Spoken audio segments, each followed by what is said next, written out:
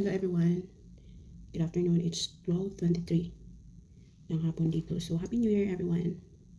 So, get ready with me. New Year's edition. Charot.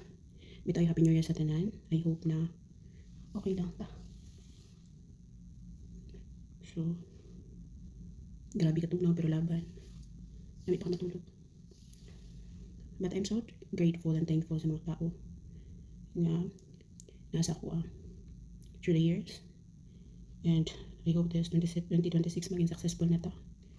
Sana ibigyan na ni Lord yung mga matagal na nating hiling, di ba?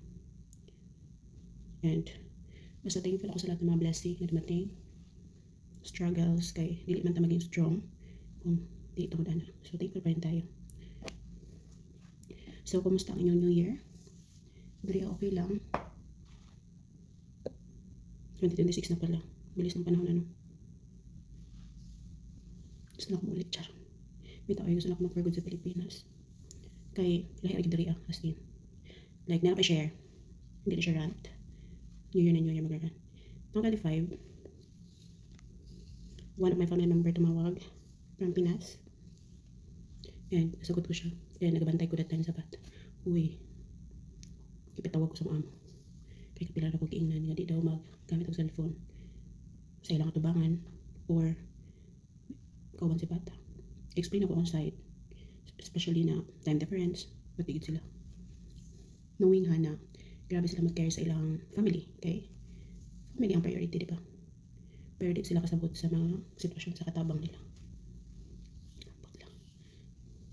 Wala nga. Isang unsan nakabuutan, magawas ka nilang tinag na batasan. Kain lang sila sa permera.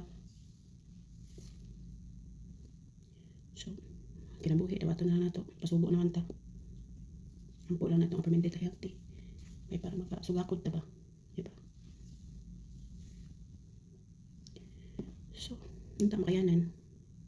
Kay, grabe dyan na hurt ko at kay special day. Patay mahimo. Yan talaga kinabuhi. Sila may amo. Kami na ginahanglan. Still thankful ka na trabaho. Wato na lang nato ito ang makaya. Di makaya, uli. So, mora to kay sugod na po tagdaro. And again, Happy New Year everyone and be safe. God bless.